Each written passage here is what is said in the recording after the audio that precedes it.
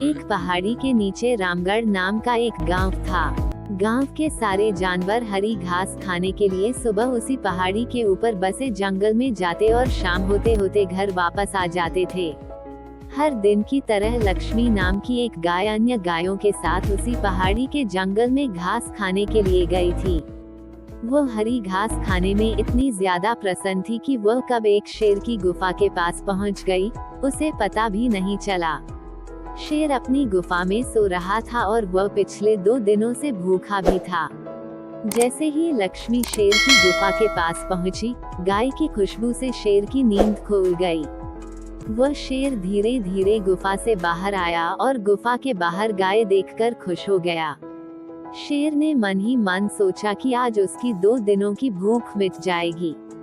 वो इस तंदुरुस्त गाय का ताज़ा मांस खाएगा और यह सोचकर उसने एक तेज दहाड़ लगाई।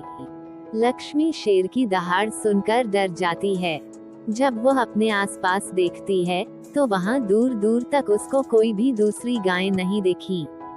जब वो हिम्मत करके पीछे मुड़ी तो उसे सामने शेर खड़ा हुआ दिखाई दिया। उस शेर ने लक्ष्मी को देखकर फिर से दहाड़ लगाई है और लक्ष्मी से कहा, मुझे 2 दिनों से कोई शिकार नहीं मिल रहा था, मैं भूखा था। शायद इसलिए भगवान ने मेरा पेट भरने के लिए तुझे मेरे यहाँ पर भेजा है। आज मैं तुझे खाकर अपनी भूख मिटा लूंगा। शेर की बात सुनकर लक्ष्मी डर जाती है। वह रोते हुए शेर से कहती है, मुझे जाने दो, मुझे मत खाओ।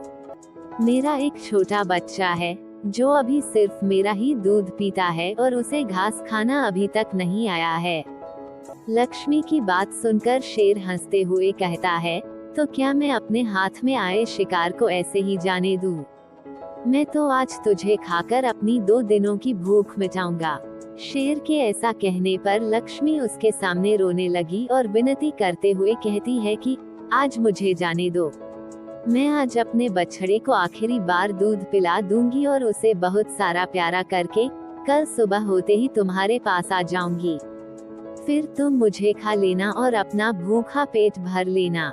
शेर लक्ष्मी की यह बात मान जाता है और धमकी देते हुए कहता है कि अगर कल तू नहीं आई तो मैं तेरे गांव आऊंगा, फिर तुझे और तेरे बेटे दोनों को खा जाऊंगा।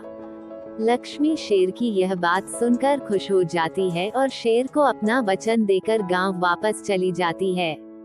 वहां से वह सीधे अपने बछड़े के पास जाती है, उसे दूध पिलाती है और बहुत सारा प्यार करती है।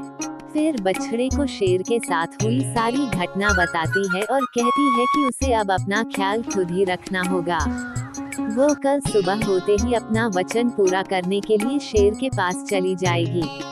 अपनी माँ की बातें सुनकर बछड़ा रोने लगता है। दूसरे दिन सुबह होते ही लक्ष्मी जंगल की तरफ निकल जाती है और शेर की गुफा के सामने पहुंचकर शेर से कहती है, अपने वचन के अनुसार मैं तुम्हारे पास आ गई हूँ, अब तुम मुझे खा सकते हो।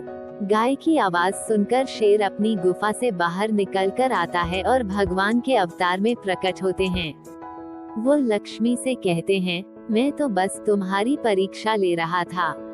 तुम अपने वचन की पक्की हो, मैं इससे बहुत प्रसन्न हुआ। तुम अब अपने घर और बछड़े के पास वापस जा सकती हो। इसके बाद वे उस गाय को गौ माता होने का वरदान भी देते हैं और उसी दिन के बाद से सभी गायों को गौ माता कहना शुरू कर देते हैं। इस कहानी से ये सीख मिलती है, हमें जान की बाजी लगाते हुए भी अपने दिए हुए वचन को पूरा करना चाहिए। यही हमारे दृढ़ व्यक्तित्व को दर्शाता है।